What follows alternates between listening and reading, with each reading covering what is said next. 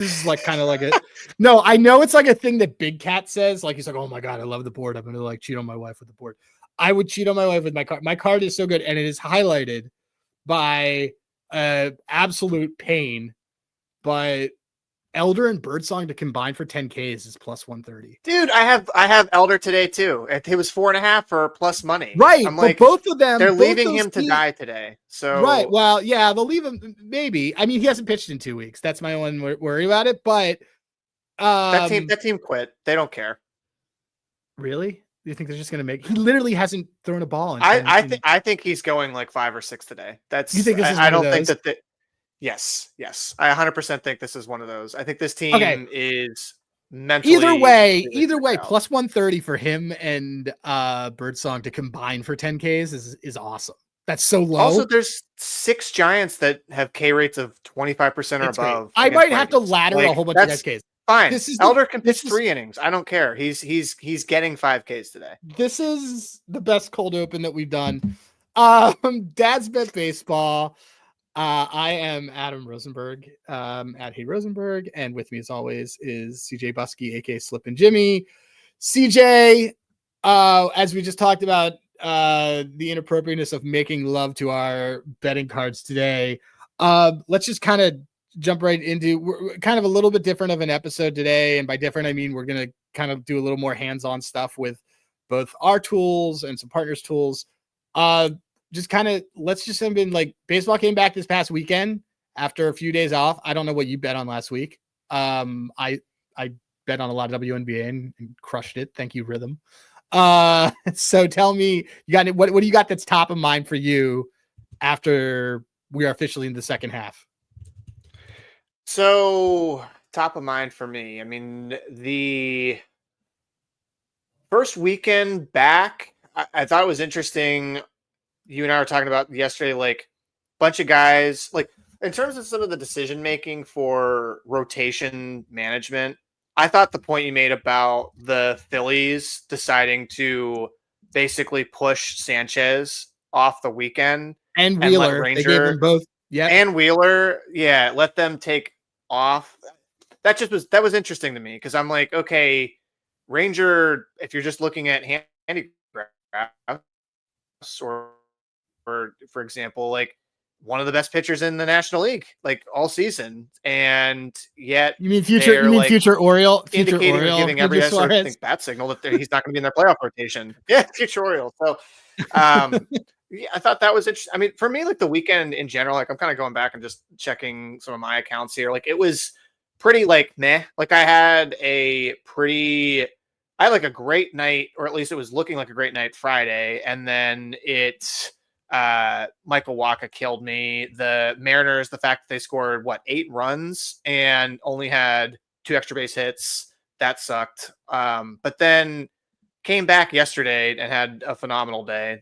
Mostly, honestly, thanks to you because the double plays, the DPs with the whip and left on base percentage, kind of a game changer in terms of capping some of those. Yeah, that's a new one for us on our own site that we've discovered. A nice little fun hack of basically if you have a high whip and you have a high left on base percentage, you are building half of the house for a DP. I'm looking right now. I had what appears to be a not great Friday, and I had a pretty good Saturday. I had a really good Saturday, and then I had an okay Sunday. And I've started moving a lot of my stuff towards NFL, so it's very interesting. But today I'm going to sweep the board, so it's fine. So can we talk, because the thing I wanted to get your thoughts on is like, because we've been chatting about this a bunch too. Can we talk about the Dodgers again? Because I mean, they're going to be on every baseball show this week, and should we hit the panic button? You know, is this team too old? Should we be panicking about this team? I feel like you're a little more worried than I am on. I don't think that I'm not worried. It's more that I'm looking at it right now, and because we talked about this last night, 2-8 in their last 10. They're still 30-12 against teams above 500. Like being 28-30 against teams under 500 is probably what's freaking people out too. Is that they're not bottom feeding. You know what I mean? Mhm. They're actually like, and that's the biggest thing. Actually, I think actually that's kind of is the whole thing right there. They have the second most wins in the majors against teams above 500, only to our Detroit Tigers. But that is something that I think is extremely important. The thing is that this is an old team. And it's changed. Tommy Edman, who I thought was the biggest pickup that they had last year, has been hurt. And Max Muncy got hurt when he was the hottest hitter in the league. And so all of this is just kind of, they're going to be fine. They're going to likely be in the LCS. They're going to have some of the best pitchers on the planet on low innings pitch Low innings just in general. Yeah. In general. Like, yeah, if someone told me you're going to have Blake Snell going into the playoffs and he will have only pitched like 50 innings in the regular season, I'd be like, this is awesome. So I'm not totally worried, but coming out of the break and still struggling. Quintana had 5 Ks against this team. I took David Festa. Only has done that 4 times. I looked this up today because I was I think I had this in one of my write-ups earlier when I was posting on Reddit, but I was just saying that because you and I both love Festa today. I think that number was crazy that it's 4.5 when Quintana just went at 5. He had only hit that in 14 starts. He'd only hit that 4 times. And Dodgers, by the way, are the second worst in WRC plus over the last 3 weeks and the last 2 weeks. A little bit concerning there. Like, it's not like they've seen any sort of uptick. They've actually been continuing. I don't know if my point is, I don't know if we've actually even seen the bottom come out of this team yet. Like, I think there actually could be maybe a little bit of a longer stretch of this slump. They have an off day Thursday. So that's probably, this is probably, the bottom is probably. So who's their schedule in the next couple of days? Not that I want to play this game of like, let's start capping games on Shohei Saturday, today. It's Shohei, who I would not classify as a stopper by any means. It's Yamamoto tomorrow, who should be. I classify Shohei more as an opener. As an opener, yeah. And then they have the Minnesota series this week, and then they're off on Thursday, and then they're at Boston this weekend, and then at Cincinnati. So hitting wise, they should be able to get it in gear in those 2 places. Not that they have a unfriendly park, but the bottom is probably tonight. If I had to look at something, the bottom is tonight. It's going to be Shohei pitching not great and Festa racking up 8 Ks. I'm seeing that they have Snell scheduled for that Cincinnati series. That's what would be the Wednesday game next week. So I feel like if we come back here next week and they come out of that Cincy series, they lose the Cincy series and they lose the Boston series. Now I actually have maybe some real concern because those are, like you said, both places that lineup should at least hit. And from the Cincy side too, by the way, like, it's a great opportunity for them. Like, they had a nice series against the Mets. They probably should have swept the Mets this weekend. So you've got Burns, Lodolo, and Martinez going next week against them. But the thing that it was making me think of too, because like, so you've got the Dodgers on one hand that are super cold. You've got the Brewers on the other hand, who we have been in general very cold on this show. I would call us haters. Yes. Sorry. And apologies to Trevor, who we actually used his StreamYard account. Really just hating on Noted Trevor. Brewers fan.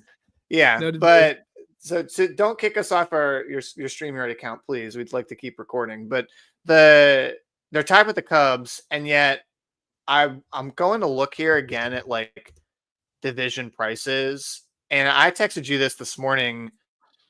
I think there's a real case now that I think the Cubs actually are the best team in baseball if they can get some pitching help at the deadline. They're hot. It's hot. Like, look, the Cubs are hot. One of the ways you would know this is going over to our site, handygrass.com, and you can see use code HGDads, or you could look on friend and sponsor of the pod, Hall of Fame Bets. You can use code DADS and get 50% off your first month. But the Cubs, It's not hard to hit when the weather's nice, and they've had some advantageous weather. Look, I'm not gonna take anything else away from this team. This team has kind of got hot at the right time and is continuing to do well. So I listened to that Talking Baseball trade deadline draft pod this week, which really got me on them. And I think the biggest thing that I want to say about this Cubs team is something that goes back, and I got to throw Jeff Parles under the bus on here.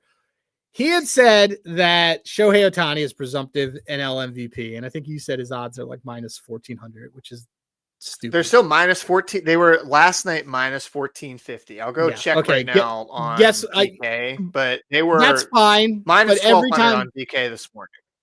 And every time I check the box score, I see that Pete Crow Armstrong has done something. He just shows up in the box score every single night on a hot team. I think he is extremely live to be MVP. I think that we gave this out a couple months ago at 50-1 or higher, so people could probably be on it. But I do not think that Shohei has this sewn up. Especially, I lost my co-host. Especially given that the Dodgers are struggling. So my biggest thing right here is probably as we're having our technical difficulty on that. So Spencer, by the way, it's a HG Dads is for our thing. But anyway, so I think Pete Crow Armstrong is live for MVP on a team that is surging, and that Shohei Ohtani's MVP stuff, he's just not showing up as much, especially on a team that is not doing so great. So give me all that PCA stock that we have. I'm looking right now because I'm trying to find. This is actually why we had technical difficulties there for 20 seconds, because I was an idiot and went out of the StreamYard tab into a Sportsbook tab to try and find this. So I think I'm trying to see if I can find a 10-1 on PCA right now. So you can get him at plus 950 on FanDuel, on DK plus 750. The main point I think I would make with MVP is that Ohtani is minus 1,200, not because of necessarily what he has done, I think, on the field. I think that is like 90% a liability type of number. Now, I guess like you could say, that makes sense. That makes sense. It's 4.4, but I think I there's no way to me, unless it's like very clear that PCA has put significant distance between him and Ohtani, that they're going to ever put Ohtani at a number that's going to be with a plus in front of it. Like I can even almost see a case where they would put PCA like minus 150, Ohtani like minus 110. Like I could see them just still not trying to, encourage any type of plus money bet on that. But by WAR standards, like again, Ohtani's pitching now, so he's automatically going to get the benefit in terms of adding additional WAR that a regular everyday player is not going to get. And PCA still has him beat 5.2, 4.4 right now by WRC plus standards.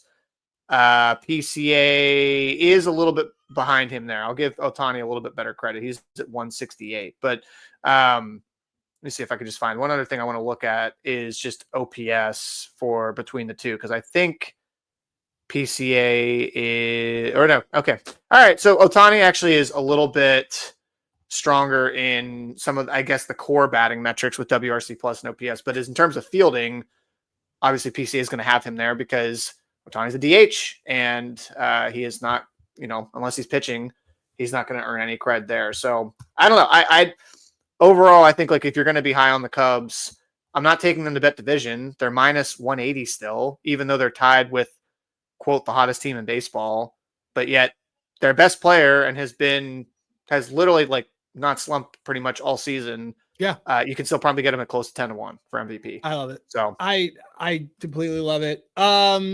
Speaking of that, to kind of tie a bow on that end of it, and then we will move into a couple hands-on lab segments. What are we buying Brewers for? Because my ceiling for them is still a wild card out. Man, I mean, the I'm looking here at the playoff seeds numbers, and they're so a 4 seed, they're plus 250. Because if I'm betting Brewers, I'm Who just would they have betting to them. jump? Who would they have to jump for that? Okay, so they'd have to. Well, they've already, I believe, jumped. Like they should be the 4 seed if the Cubs win the division as of right now. So I'm just checking the standings. So if we go to the wild card standings here, so Brewers right now have a 3.5 game lead on the Mets for the 4 seed. Mets are the 5 seed. They have a 1.5 game lead on the Padres. Padres have a 2.5 game lead on the Giants. This number is assuming the Mets are by the way Brewers. Tied with the Mets are for the 4 seed. I mean, the Mets are plus 550 for the 4 seed, and the Brewers are plus 250. If you go to the 5 seed, is this assuming the Mets win the division? No, I'm trying to understand why the Brewers would be 2-1 to basically stay where they are. So it's 2-1 because the reason it's 2-1 is because they're 3.5 games up on the Mets, and because the market is implying the Cubs are still the not heavy favorites, but like yes, minus 180. So that would say that the Brewer, because if you go to like the National League Central Division price to win the division, Brewers are plus 135. That, by the way, is to me a poisonous number. Don't take that. But the playoff seeds, 4 seed plus 250, 5 seed plus 450. I would put half a unit on both of those, or I would do both of those to win 1 unit. On the 4, so you would take them at plus 250 for the 4 seed? And plus, you said, what did you say, 5-1 for the? So it's 450 to get the 5 seed, and then for the them, if they go to get the 5 seed, the Cubs won the division. It's basically what your ceiling is on the Mets. Do you think that the Mets do you think the Mets take the 4? The Mets take the 4 if they are battling with the Phillies for the NL East till the end, which I think they will be. Yes, I do too. So then I would rather do the. I'd like to do the Brewers at plus 450 for the 5, because that assumes the Mets or the Phillies become the 4. I just want to see one other thing here with the Brewers on. Well, not necessarily, because you could have, for example, the Phillies win the division and that division not be as good as the top 2 Central teams, which is what it is currently. I don't know if I tend to agree that will be what'll happen, but yeah, the one last thing I wanted to just check with this would be the remaining strength of schedule for the Brewers compared to some of the other teams. And the Mets and the Brewers actually have the same strength of schedule coming up. Now, the Mets do have 2 of 3 against the Brewers from a series earlier. So if the Mets, my point there is like they could easily just finish that 3-3 if the Brewers take 2 or 3 at home. So they're both kind of identical in terms of strength of schedule there. The Padres and Giants actually have much easier schedules. Also, what's kind of interesting about this market is that the Padres, Giants, the Mets, and the Phillies all still have to play series against the Brewers. So there could be a lot of, like, yes, it's 3.5 games. If that goes even down to like 1.5 by mid-August, there's still, like I said, all those teams are going to continue to play each other. Obviously, the Mets and the Phillies the most. So I would say, I think for me, man, the only bet I would probably be putting in is the 5 seed at plus 5. Yeah, I would do the other reason I do the 5 seed. I'm looking at their September schedule. 4 seed. You would do the 4 seed instead of the 5? No, so the 5 seed is plus 450. Right, and I would do that. 4 seed is 250. What I would do. Yeah, that's the one I would do too. Yeah. Right. And then we'll move from after this, but final series for Brewers against the Cubs is in August. And they play 5 games, including a doubleheader over 4 days. in mid-August. They do not play them again the rest of the season. Their September schedule is really bad for winning the division. It would argue it's probably not very good for even the wild card. I mean, Cubs have the easiest strength of schedule rest of season. Right, but what I'm going to say is like the folks that they play. So here's who the Brewers play in September: the Pirates, who are behind them; the Rangers, who are not even who are in the AL; the Cardinals, who are behind them; the Angels, who are in the AL. Again, the Cardinals, who are behind them; the Padres, which that series will matter, and the Reds, which that series hopefully matters. So as you look at their September schedule, there are 2 of the 8 series they play in September. 2 of them are going to be valuable to moving their standings within for playoff stuff. So that 5 is actually extremely important because the Cubs can basically all but clinch the division with that series in August, assuming they don't Mets it in September. Because they just won't be able to gain. It's a math thing. They're not going to be able to the only way that the Brewers can gain they can't make up L's on their own, on teams in front of them. That's really bad schedule wise for them. Well, I mean, you could, just to play devil's advocate, you could say this is actually good for the Brewers because they're playing a lot of teams that have quit, traded. They've got, those are all teams behind them that don't really have a lot to play for, and they should be, able to kind of bottom feed a little bit. I don't know what their record is. Yeah, but you can't improve, but you can't move up. Correct. That's true. Wins. You can't make up losses. And so if they are 5 losses back on the Cubs, beating the Rangers 4 times doesn't help them. Yeah. Without having enough games to actually play against them. Exactly. Yeah. I mean, I see your point. I was kind of just saying, like, if it's an easier schedule, maybe you just get enough wins. Sure, no, it's an easier schedule. It's just the games aren't going to help them. Like, whereas if you look at like, I'm going to going to the Phillies and go to their like schedule, and seeing who they have in September, like their September schedule, let me grid this. So their September schedule, they have a 4-game set against the Mets. And then they open the month obviously against the Brewers, but then the rest of their schedule, oh man, this Phillies schedule, I don't want to get us off base, but this Phillies schedule is awesome in September. So they open against the Brewers, then they go to play the Marlins, who should be dead by then. The Mets for 4 games, which will be for the division, arguably. Royals for 3 games. That team should be dead by then. A Dodgers series in the middle of the month, which is going to be probably for seeding. D-backs who have told everybody they plan on being dead. Marlins, who we've just discussed previously, dead. And the Twins, who have leaked out to everyone that they plan on being dead. That's who they close against the Twins. It's a very favorable schedule for the Phillies.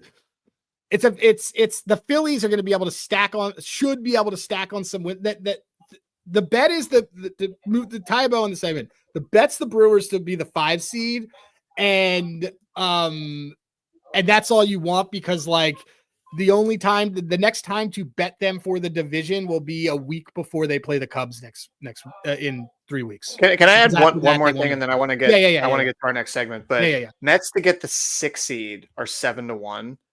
If that is true, what you were saying in terms of like, let's say Philadelphia actually can put some real distance come September, I could very easily see the Mets kind of just being like, all right, I don't see the Mets necessarily incentivized or really trying to go for a higher seed. I think they'll just, at that point, if they're 3-4 games out of the division, they're just trying to hang on and make it and stay healthy. The Mets September schedule is brutal. The Mets September schedule is, sorry, this has turned into a totally different segment for us, but I think this is really, really valuable. The Mets September schedule is Tigers, who will absolutely be playing for stuff. Reds, who we think will probably be playing to be sneaky and getting into the playoffs. That Phillies series, which is for the division. Rangers, who are playing for all the liability we have on them from the preseason. But then they play the Padres. They're playing for us. Yes. They're playing for us. Padres, which we know is going to be relevant. Nats, which they're going to be dead. Cubs, which we know is going to be relevant. Marlins, which they close with the Marlins, who should be dead. That's not a fun schedule for the Mets. Yeah, I mean, I'm really only seeing. I mean, the Miami-Washington series are really the only series in. I guess you could say Texas. I don't know what that team looks like. We don't know. If they're 3 out, they're going to still be playing. Well, yeah, but I mean, they're 3 out right now, but we'll see. I mean, still another month and a half away to kind of see how that shakes out. But their September schedule is pretty tough. So look, it's also if you are. The Mets are they kind of go back and look at the standings again. So I said they're 1.5 up on the Padres. It's not like they're really that far ahead either of just kind of, cushioning a lead for that 6 seed as it is. So I think 7-1 for them to bet as exact 6 seed. I think 7-1 for them to be the. I think okay. So they're the same price as the Brewers for 6 seed. Like that doesn't make sense. Yeah, I would say so if people are listening, the bets to take away from here, and then we're going to lab a little bit. Brewers 5 at plus 425. Do these to win a unit. Don't 450. Yeah. Yeah, plus 450 to win a unit. Yep. And Mets 6 at 7-1. Just looking at these schedules, I feel like that's that's how this looks like it's going to shake to me. Yeah, and I want to look to make the playoffs just to kind of compare so you don't. Yeah, I mean, the Mets to make the playoffs are minus 575. Yeah, so there you go. I think that's definitely a bet for me. It's good. 7-1. That was our slabbing. All right. Moving along in segments with our folks from Hall of Fame Bets, we're going to show you guys a couple bets. We're really just going to lab for you guys and show you guys how we're using that with our site Handigraphs as well. But Hall of Fame Bets, which is such a deep research tool for us, use code DADS, DADS. You get 50% off the first month. They have so much stuff, and they have football stuff, and they have WNBA stuff, soccer. Soccer. Yeah, we're really deep. We're really in the weeds on their app for baseball right now because that's just our focus. But CJ, you want to kind of take it away and get your screen up? Yeah, let's do it. I mean, I think Spencer, you get the little coming in with the infinity complex there, the Inception complex. Whenever you click the one tab there. All right, so we're in Hall of Fame Bets. So, Adam, I know there was a game today that stuck out to you. I think these are 2 bets that we've already made, but we would kind of, give you a little bit of a look behind the curtain and how we started to kind of handicap this. So this one in particular, why don't you talk a little bit about the Reds-Nats game coming up today and what you found here? I always it's no secret. Whenever I'm on Hall of Fame Bets, I just hang out in the leader tab. But all my friends who use it are like, dude, there's so much more research in this end. I went to the Reds game, and what I noticed was I went to pitching. Go to home. You want to go to the game? Yeah. I'll go to the game. You don't need to go. You don't need to go to my old hangout. Go to my new hangout. All right. So pitching ratings. Yes. Pitching ratings. Okay. Pitching ratings last 5. If you scroll down, you're going to see that Brady Singer has green. Like the green is good. So you're going to see that Jake Irvin has had some green metrics. Singer has some green metrics and some are yellow. But here's where I care about this. If you go to the last 10, so the last 10 is showing me that Singer previously had way more green and things were doing better on terms of all of his metrics, just from hits given up, everything.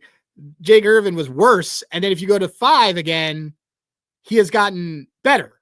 And this is something that's really important because we're talking about recency of form. And so I see this and I'm like, okay. So I have 2 pitchers, one of them who seems to be gaining form. Let me kind of look into a little bit deeper of it. So way that you do that, you can go to Handigraphs. And if you go to Handigraphs, you have the last 3 weeks up. Take a look on batters and starters. Last three weeks. Starters. Sorry. Oh, starters. Yep. Yeah. Starters. Go to last 3. Last 3 starts. Go to Singer. And you will see his expected ERA has been 2.75 on there. His ERA is 4.4. You go to his last 5. Let's go back that way. Yeah. So here's what's happening is, and his stuff is actually like, if you scroll the other side, you'll see it. But like his first pitch percentage, his stuff is moving in the wrong direction. But the bigger one was kind of, for me, yeah, there you go. It's like dark blue. It's his last 5, his ground ball rates are going down. Like his line drive rates are going up. His BABIP is gone from 373 in his last 5 to 400 in his last 3, which means things are getting worse. Go to Irvin, though, and this is like really, really great play that you can find value. Irvin on his last 5, it's a good one to kind of look at is that, let me just do this. Whoops, I have it on mine, and I'm just doing it with you. So he should be like, he's like all blue, right? And if you go to his BABIP in his last 5, it's 274. And his last 3, it's an elite 213. That is very, very good. So he's keeping his team in games, and he's doing a lot better. All right, so now you're probably thinking, great, you've just showed me 2 mid starters. What do I care about this? Go to bullpen. And if you go to bullpen, the last 3 weeks, you can look at Cincy, who have, let's see, the last 3 weeks, Cincy is that. And then let me see. Yeah. So if you go to Cincy's in the last 3 weeks, their bullpen has been getting a pretty solid K rate, but they've been just like walking guys. Their walk rate is way up. It's at 11%, and that's something you just don't want in your bullpen. If you go to the bullpen rating, though, for Washington in its last 3 weeks, they have an elite level on their bullpen. It's down to 7%. That's something that I really, really care about when it comes to this. So I used this to finally decide that I'm going to bet the Nats today. I think that there's a ton of value on the Nats. I think they have a starter edge, as we've seen in form. I think their bullpen is in better position. And this is a little bit of gut stuff, and the lines are probably going to repopulate once some things go through, but we got them at like 115. This is a little bit gut, and you can find this in other places, but James Wood is not a bad baseball player and has been in a little bit of a slump, and he's kind of due to bust out. And looking at the form of Brady Singer, I think it's going to be against Brady Singer. So give me the Nats money line, using a little bit of Hall of Fame bets with it for finding some form, and then using a little bit of handy graphs to get really deep in the weeds on this stuff is how I landed there. Yeah, I think it's cool what you just talked about. Also looking at, we have said this before, but you, for example, are really looking at, like, when you went to the bullpen, you're looking at walk rate as that main sort of indicator for you. Like, all right, what do I want? They're not letting guys on base. Yeah. Is guys. Right. So, like, if you're somebody that's conditioned to look at some other metrics, like, again, if you even go back to like starters, and when we were looking over at Singer, you're going to look at that expected ERA and and FIP and XFIP, K minus BB. You may go, all right, well, in the last 3 walk rate, he's been completely fine. But your kind of main point with that is that's all great in terms of just the swing and stuff metrics. But if you look at the batted ball metrics, look, guys are just seeming to hit him a little bit better. And especially when it comes from the BABIPs. Yeah. So, yeah, I think it's just important to always remember, it's like, look, whatever metrics works for you and your cap, use it. But, just because if you're seeing a bunch of red and you're seeing a low, ERA, doesn't necessarily mean that there's not other stuff that you should be looking at and see if that's also kind of correlated with like the batted ball stuff that you're bringing up there. And I think Hall of Fame bets, that's what's awesome here, is that you've got the last 10, last 5, and you just get such a quick glance at that pitcher rating and batter form that you can use. So one I wanted to also walk through was not a main line that you had played here, but there was a batter prop I texted you about this morning that I really liked, and I actually did this the opposite way. So we're going to start actually in handy graphs, and then we'll come over and finish in Hall of Fame bets. But what I like to do is I like to kind of every morning check to see which pitchers and which batters are really good and really bad against specific candidates. So I actually have a saved filter here that I can go into, and you click. Wait, sure, is that left-handed pitcher dongs? Yeah, dong prone versus handedness. That's actually the one I want to use here. So I click this. What that filter is really just telling me is, do they have a hard hit rate greater than 35%, barrel rate than 7, high fly ball rate, and their average EV is greater than 90. So you're looking at this on the season against right-handed batters. And the one that kind of stuck out to me weirdly was, even though he's only had like 18 total batters faced, has been Brandon Woodruff. Because when I went into the batters tab, I do the same thing. So Woodruff, right-handed pitcher. So we're going to go elite versus handedness. And what I found was, hey, okay, Polanco, excellent. Like very, very good against right-handed pitching all season. So then I kind of flip this around and I go last 30, fantastic numbers against right-handed pitching. 654 slugging, 385 ISO, 14.3% barrel. I also know that he's playing at T-Mobile today. So, we know that is generally not a great park for hitters, and for Polanco last year, it was definitely not. Terrible. But this year, as noted by Ina Saris multiple times, it was not a good place for him. But this year, he seems to have adjusted to the sunlight. I know, like, they have that whole kind of like shade effect for where the sun is in terms of how that gets in batters' eyes. Clearly, he's adjusted because he's got a 139 WRC plus at home and a 266 ISO with the 356 WOBA. So I'm looking at these and going, all right, well, he's up against a righty. He's been hitting righties extremely well in the last 30. He hits extremely well at home. And we've got a starter in Woodruff that, hey, his general sort of ERA numbers are pretty good. His expected ERA is decent, but hasn't had a lot of innings, and his batted ball metrics so far against right-handed batters really bad. So then that brings me into, I want to kind of look at this trends tab. I tend to hang out here more than you do on Hall of Fame bets because I just really like the fact that it kind of shows you I'll an use edge. it for parlay building on NHL a lot.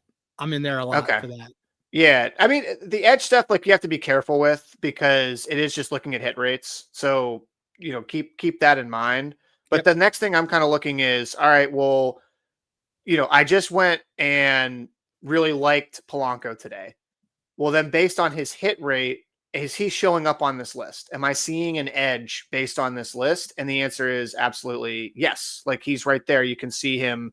Actually, a couple of Mariners today popped up in terms of all this is telling you is the line priced. I'll go back to last 10 here, but is the line that is the implied probability. What is the difference in that probability versus their recent form and hit rate? And you can see that Polanco has a 28% edge that would have been on ESPN bet at plus 210.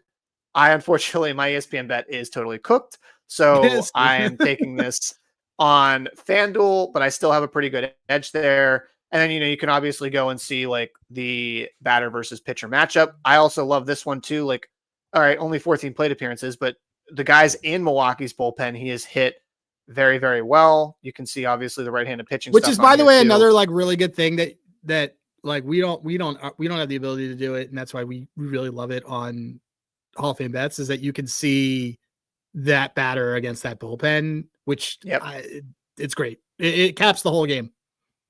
Yeah, and so from end to end, you've just gone through and you basically kind of checked every box that within we did this in 4 minutes to kind of go, be able to see starting pitching, bullpen, hitter, field, kind of park factors, all of that. So I just thought that was I love Polanco today. 1.5 over total bases is my play at plus 185 on FanDuel. Like I said, if you have ESPN bet and you are not severely limited, you can go get that at plus 210. But yeah, man, I just thought it was a cool way to kind of do the inverse of what you did, where we're, starting with handigraphs going into Hall of Fame, whereas you kind of start with Hall of Fame and then go into handigraphs.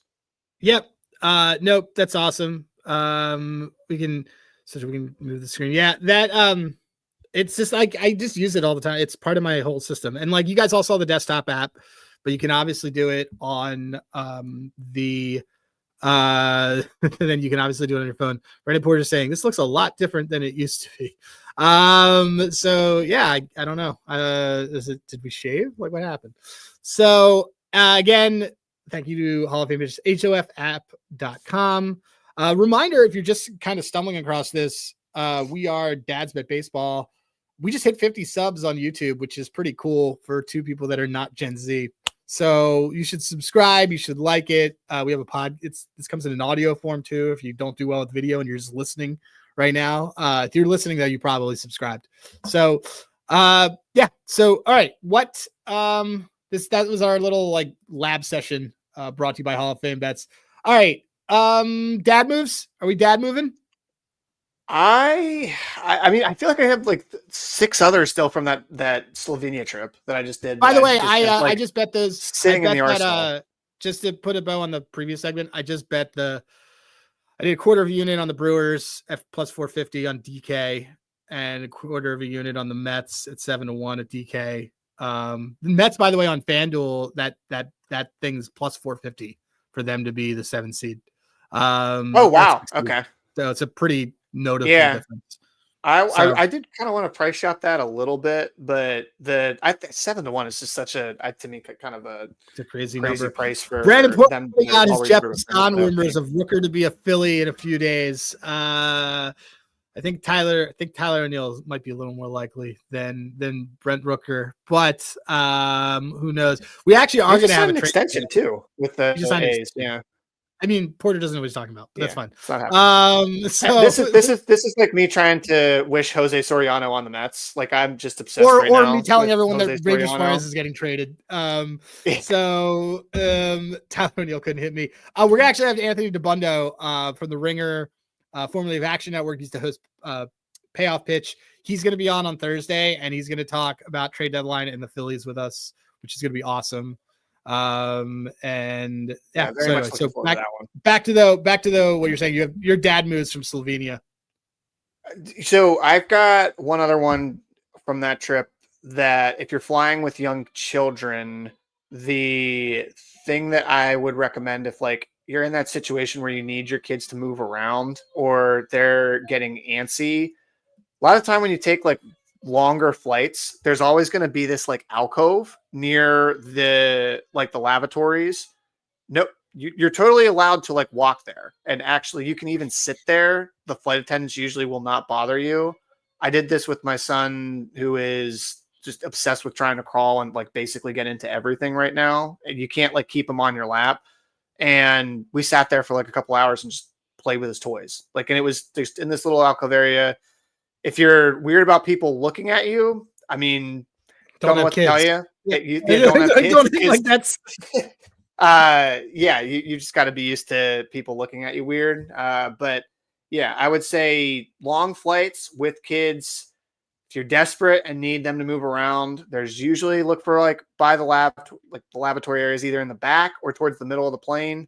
There's a place that you can kind of just like chill out and it's kind of how long was that flight? 9 hours. Yeah. Jeez, that's a whole day. Long flight. Yeah, it was 9 hours, and then you had to keep the children up when you got home to do with the jet lag. What time did you get home? Time wise? We took off at like 1 p.m.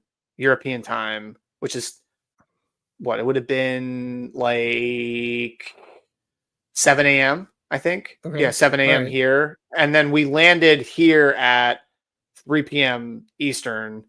And then the kids didn't go to bed until like 6 p.m., 6:30 p.m. I was about to say, like, so it was like 18 straight hours of traveling for them. Yeah, it was a lot. And then did they sleep in or no? The next day, no. They were up at like 3 a.m. I was up with them. I was just like, okay, we're just gonna have to roll with it the next few days, and then after about 3 days or so that they got back on schedule. That tied to my dad move. I got my kids to sleep in. Well, Jake never has a problem sleeping in. He's just like, cool, I'm good. Nora always does. But then I discovered something. Unplugging her clock. That she has named Norris. It's just this Japanese alarm clock that's just a picture of someone. And when it's supposed to be when she's not allowed to be up, when 15 minutes from getting up, it's yellow. Not allowed to get up, it's red.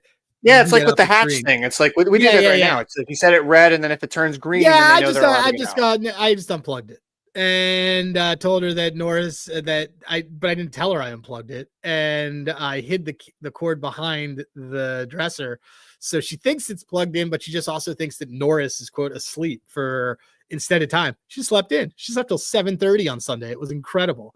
So that is my new dad move, is just unplugging things that are supposed to make my child's life easier and telling her that they have personalities and that they want her to sleep. Does Nora still take naps during the day at all? Yeah, because her daycare is stupid and they still make her take a nap. And I'm like, don't do this, because we have no nap Nora on the weekends. And it's like 3:00. She kind of gets in this mode where she's just like, woo, and she's super loopy. And I just want, she's going to be 4 in like a month. I'm just like, stop, no more. Because the first thing I'm thinking of when you unplug that, and it's like, this happened to me this morning with my son sleeping till 7:30.